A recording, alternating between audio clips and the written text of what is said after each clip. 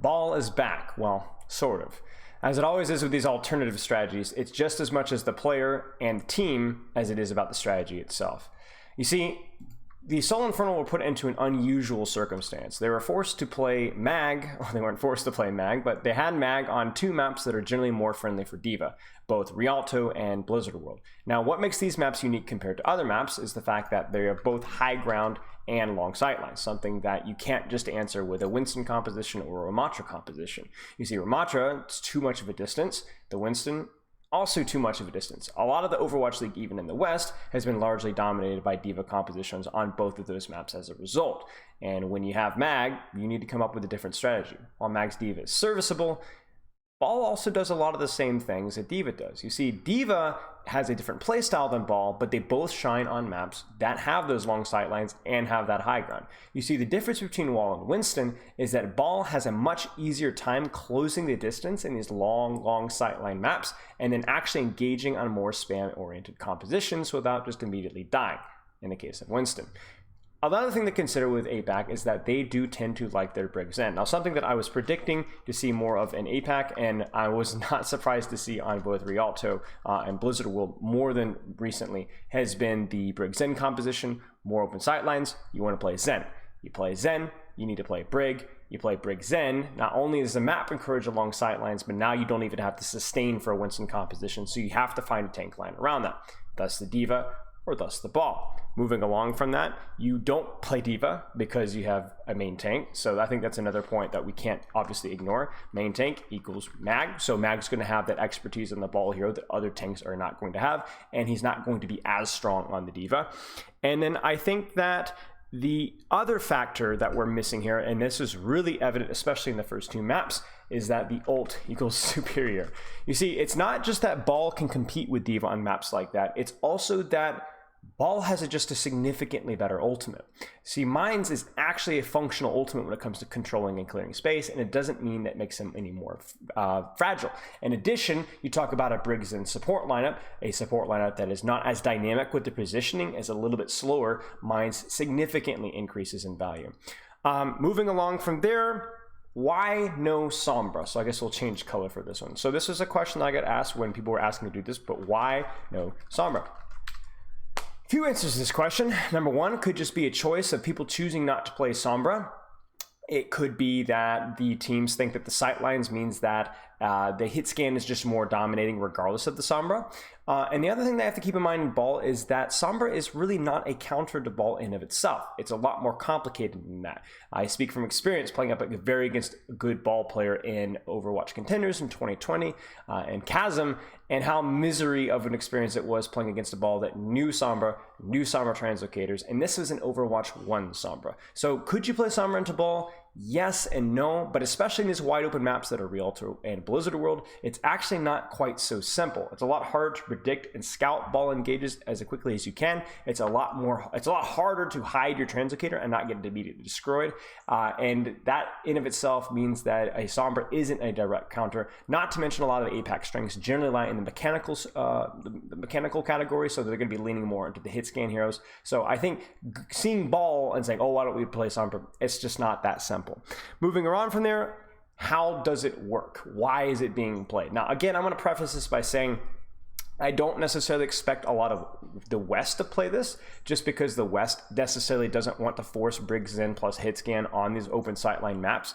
However, if they do choose to do that, and I think this is something that we might see in Rialto first, because we've been seeing a lot of Widow Tracer plus D.Va, in which case I don't think there's much justification around these Ana comps. So if we continue to see that, we maybe see Brig Zen, but I think the key thing here is that the Zenyatta and the hit scan are really the things that are encouraging the Ball, not the other way around. People aren't playing Ball because he's wildly OP and need to play Ball. It's more that we're playing Zen, we're playing hit scan, therefore we need a tank that fills this gap, and Ball for Infernal fits that niche perfectly. So how does it work? How does it work? How does a composition actually work? How does it control space? Every composition that we analyze needs to come away with the answer to that question.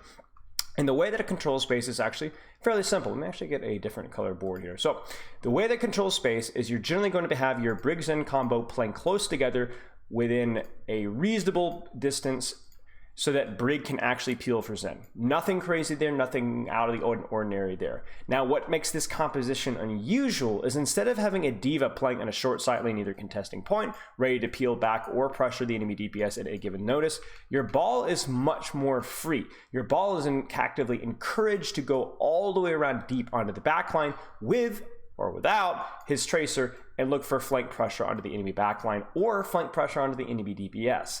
You see, the way this composition works is that there's a third factor involved as well, and that is usually the hit scan. And that might be Hanzo, that might be Ashe, and that might even be Widow. And generally, the hit scan wants to control a different sightline than the core of the Brig Zen. So what that means is that the ball, even if the enemy team is grouped up all in a big clump, let's say Brig, Zen, and Hanzo, that's passive value. The fact that the ball's existence is forcing the Hanzo or the Ashe or the Widowmaker to prevent them from taking angles and being forced to move back to their team means it's a lot easier for the backline and DPS for the rest of his team to not worry about taking damage. It's easier to push cart and so on. You see, that's something that the ball loses. It's not able to push cart and just absorb damage as well as the D.Va is, even though ball has that much HP. So he needs to find a way to get passive value. Now, inevitably, the hit scan's going to get impatient, and they need to get impatient, and they need to find a way to actually push out and take an angle, and that's exactly where a ball strikes, either hitting the isolated hit scan or finding that opportunity to wrap around while the Brig is distracted on two different targets and hit the backline. And we're going to go a little bit more into the micro of how Mag is doing that exactly. I want you to keep in mind that, once again, the ball tracer want to be working together, but they might not be on the same spot. They'll be on similar timing, pushing on different targets, perhaps, maybe from different angles, but they're going to be working together indirectly. And you'll even see times where the ball will engage and the hit scan looks to create a more aggressive angle to follow up off of that. So again, pressure on backline, controlling space, controlling angles. The other nice thing about ball as well is that ball tracer matchup, especially with Mag's mechanics, is actually not that unfavorable. I actually think that one of the things that Guangzhou did not do very well is I think they put too many resources and Choi So-won trying to mark Mag on ball, and I actually didn't think that that matchup was all that favorable. Choi So-won was at most a gnat, not putting any significant dent in the HP, and a lot of times Mag was just rolling right by him or even forcing his blinks. Not a great trade. There's honestly a lot that you can do outside of just marking space preemptively and trying to anticipate the ball's engage. And that's the number way that you have to play versus the ball. Your Brig has to anticipate, your Brig has to hit her whip shots, and not only hit the whip shot, but she needs to hit the whip shot to boot back the grapple or to boot back the slam. You see, the things that good balls will do is they'll bait your whip shot, or they'll try to bait your sleep dart or any of the cooldowns that you can throw at them, and then engage afterwards during that moment of weakness, and that's something that Mag was doing a phenomenal job at. Trying to think if there's anything else here. Not a whole lot. There's a couple other things obviously as well. The lack of bash, unless you're an ultimate stun, the sleep dart nerf, all these are little details that have made this composition or made the ball provide a little bit more value. And it's maybe something that we'll continue to see depending on if Briggs in is something that we also continue to see in other regions and other games. So let's actually look at our timestamps here. So Blizzard World, so you're gonna notice that on the very first rollout on Blizzard World that you're going to see Mag, as soon as we see ball, they're gonna go back and go, oh, we don't want to play monkey into this. The spam sightlines, we don't want to play into that. We're gonna mirror them on spam. We're going to do D.Va. Now, the interesting thing here is as they walk forward, the big thing that ball needs to do is ball needs to get on backline, whether that's Jimmy, whether that's far away, whether it's Xerneas. I don't care what the target may be, but he needs to actually get pressure on backline. He does not win pressure by controlling space, by controlling point, by tank training in any way, shape, or form. So as this fight evolves, I want you guys to pay very close attention to how, look at this. You see Mag? Mag is able to set up an off angle on the backline without getting scouted or marked, and this is huge. We're not going to spend a lot of time analyzing each and every fight. We're going to kind of quickly move through it, but this is the kind of stuff that should really never happen with Guangzhou. I think Guangzhou honestly got caught with their pants down. They do a better job after this, but this is exactly what ball does, right? He immediately gets in their backline. No real cooldowns needed, just walks there. He was already there to begin with. Having a hero that fast and that quick on the flank is unbelievable. Okay, we're going to keep moving through. 27-35. Now, this is exactly what I talked about with mines, right? Diva Bomb is not a good ultimate. It leaves the Diva in a fragile spot. It generally doesn't even require much movement to dodge it, but Mines is a different story. You see, Jimmy gets out of this and all looks fine and good, right? Kite, kite, kite, kite, kite, but notice how the Mines have forced the kite, even the placement of that one mine that they forgot to destroy. This split is something that the rest of Seoul Infernal will capitalize off of. Amin 3 is going to be playing more aggressively on cart, skewed and backline can walk forward. Then you're going to have Mag and Zest isolate Jimmy here. But even if Jimmy doesn't die, this type of isolation from Bomb or from Mines is absolutely phenomenal, and it was never value that you would ever see from any other from Diva Bomb, almost ever. Okay, and then again, watch this from our ball player. Mag is able to wrap around. Zest is on cart and just engages for absolutely free on the back line. This is a huge mistake from Xerneas. You cannot, again, the weakness of the ball is the way to beat ball is awareness and never ever letting it lapse. Now that's an unrealistic thing to happen, but that has to be the goal. Anytime that you forget ball exists or you let him get value, then you're screwed. Now there's a very careful balance between that and not giving him too much attention.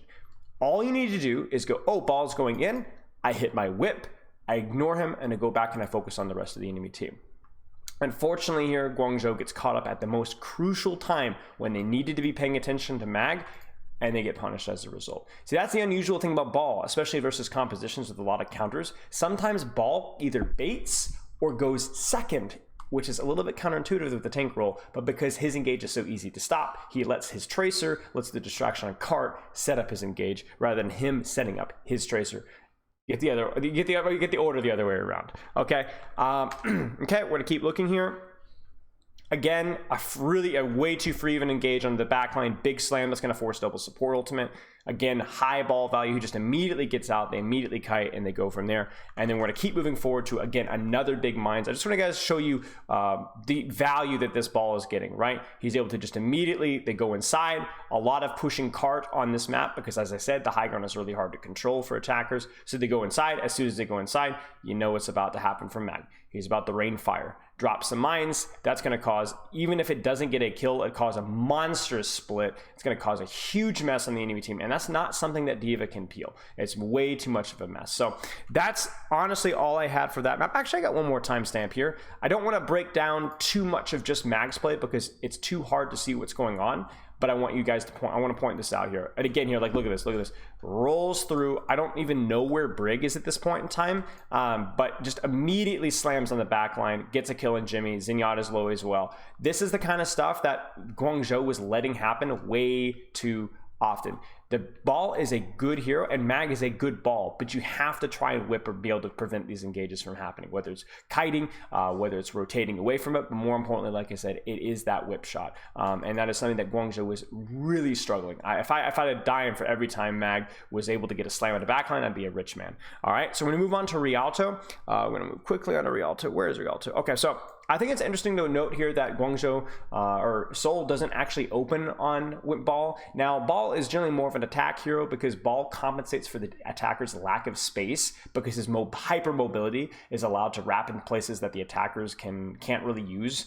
So it compensates for that disadvantage. But Seoul already has space on defense. They don't necessarily need that advantage of Ball. And not to mention that you can also look at this as potentially being, hey, let's put a hero that is going to be able to contest cart and deal with cart better. First one is extremely important when it comes to cart, and it could also be something that they just like the on high ground. They like the ability to put more information or put more resources in MN3, which means that we don't want to play Zen, we want to play Ana. So if we don't play Zen, or if we play Ana, the ball gets a lot less value because Nano on ball isn't as good, and we don't need the healing. And there's a multitude of resources, or multitude of reasons, excuse me, that could justify this pick. I think Diva is really quite strong in first point defense, so I'm not going to overanalyze it, but that's essentially the reasoning there. And then we're going to go to the attack, which is really where you would need the ball to create space that you don't have. All right, so interesting to note, Widowmakers, nothing really out of the ordinary there, but that's going to make a little bit even more value from the ball, just because that's, again, another very favorable matchup, even more so than Hanzo or Ashe.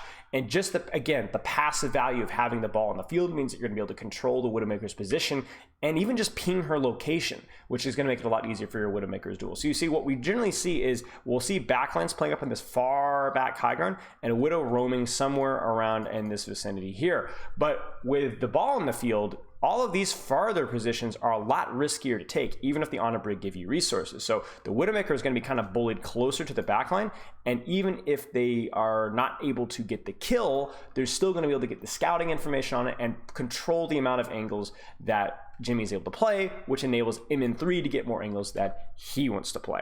Okay, we'll move on to timestamp 56:55. Now, this is a little bit a tilting moment for me personally, because this is a classic Overwatch League replay viewer moment where this would be really fun to look at in the replay viewer, but because we don't have the replay viewer for God knows why, and they won't tell us why, then I can't actually analyze this. So it took me a while to figure out what happened here. Now, Xerneas drops, and I think that's pretty big. Okay, so Xerneas drops, but it goes beyond that. Xerneas, I think, drops.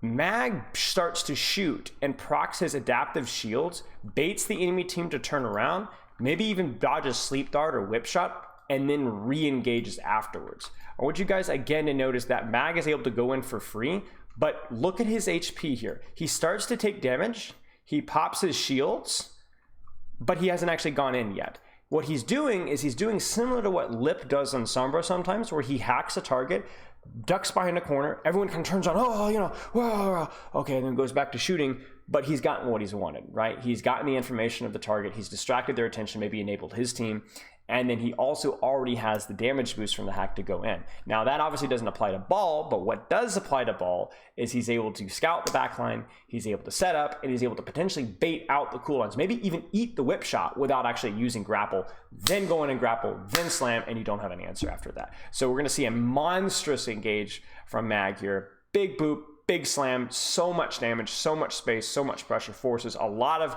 pressure from the enemy team to fall back. Xerneas is back on high, but the damage has already been done, and we'll keep going here. So I want to move through here.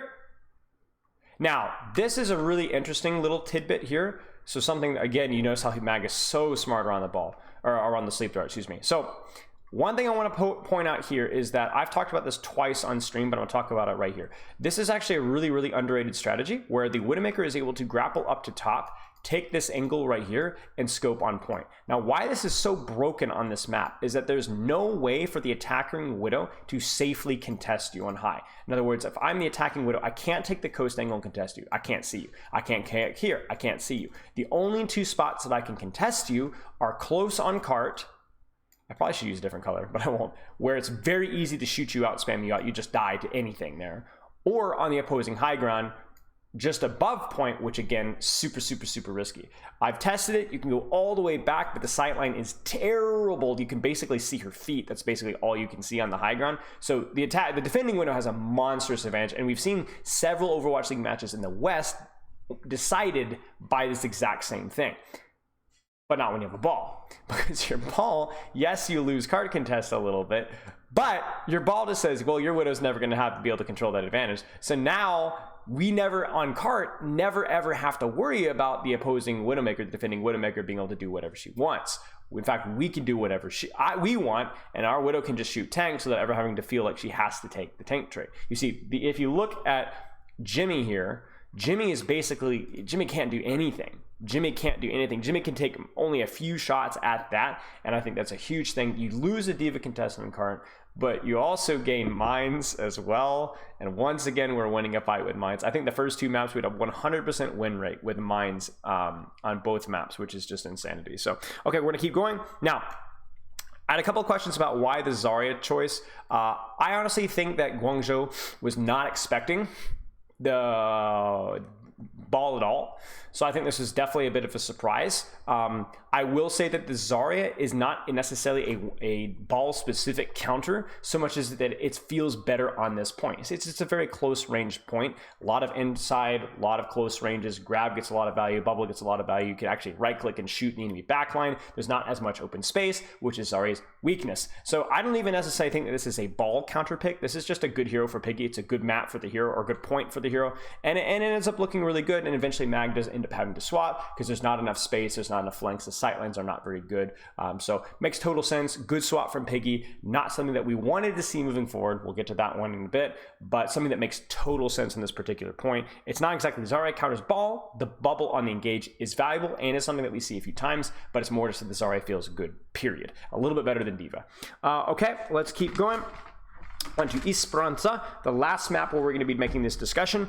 And we're going to talk a little bit about the ball opener. So now I'm a huge fan of the ball opener here. We're not going to overanalyze this one whatsoever. It's just an open map, guys. It's an open map with long sightlines, and they're trying Brig Zen. It's an open map, once again, therefore they try Zen.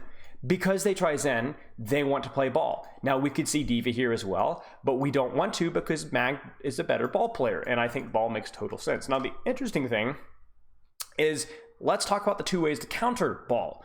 There's you counter his engage by crowd controlling him or CCing him, case in point, or having heroes that just ignore him, right? Or you proactively punish him, control space, and every time that he messes up an engage, he dies. You see, the problem with the current composition from Guangzhou is I don't think that they weren't trying to counter comp here, right? But you're like, well, it's going to be hard for Mag to kill anybody because they got Sleep Dart and Brig, you know, and Monkey's not going to die, right? But it doesn't matter. Because they don't have Discord, they're never going to be able to kill Mag. Zenyatta is equally countered by ball and a counter to ball because it chunks down on his HP, the damage is high, and that's something that this composition is missing, not to mention the Sleep Dart nerf. So I'm not going to watch this entire map, but I encourage you to go back and watch this, and just this first fight, look at how much uptime Mag has. Mag goes in, Mag goes in, Mag goes in, Mag goes in, Mag goes in, and he just keeps shooting and shooting and shooting and shooting and shooting and shooting and shooting, slamming and rolling, slamming and rolling, basically doing whatever he wants, even though he's not going to one-shot anything in the enemy team. It's compensated by the fact that he's never going to die to anything. Now, I'm going to be honest here, I don't like the Zarya swap. Here, it makes no sense. So this screams to me, we were not expecting this from Guangzhou. We don't know what to do. The Zarya ends up not looking very good. The map is too open. It takes Piggy a long time to build grav. Shocker, right? And then it even takes him longer to actually find value out of the grav because he's unable to shoot anything besides occasionally Tracer and occasionally ball. There aren't enough. If you can't access the enemy backline or you can't trade with the enemy tank because he's avoiding you, these guys are too far. This guy's on the flank. This guy's on the flank. This guy's too far. There's nothing for Zarya to do. Even if you can bubble off the engages, it's something that D.Va could do better because D.Va can actually use her mobility in a way that's significantly more useful than the Zarya. So ultimately, what's going to happen is Piggy's going to struggle on Zarya, then Piggy's going to swap. I believe Piggy's going to swap off, and then they're going to go Lucio, or they're going to go Lucio first to try and actually allow speed for the Zarya to rotate on the backline, but then that isn't good enough, and then they try to mirror, and it's just a big disaster. So I think Guangzhou ultimately with the Zarya comp on this point got caught with the pants down, but on the previous map on Rialto 3rd, it was just more of a point specific thing. So long story short, Ball is a spam tank because he doesn't demand resources and allows you to focus on playing Zen Brig without having to heal your tank a lot, as well as being able to do a pretty good job at contesting the enemy sniper and the enemy Zen Brig without dying a whole lot, at least if you're Mag. The other nice thing about Ball, at least compared to some of the other tanks, is that his ultimate value is very, very high, and his mobility allows him to feel a little bit more comfortable than Sigma on maps like Blizzard World and Rialto with high ground. If this had been Circuit Royale, we would probably not see Ball, almost certainly not see Ball. It would be closer to the more Baps and Sigma compositions that are more traditional and that we're more accustomed to seeing. Hope that made sense. Let me know if you have any questions in the comments. I'm looking forward to seeing what we're seeing next week, and have a wonderful rest of your day.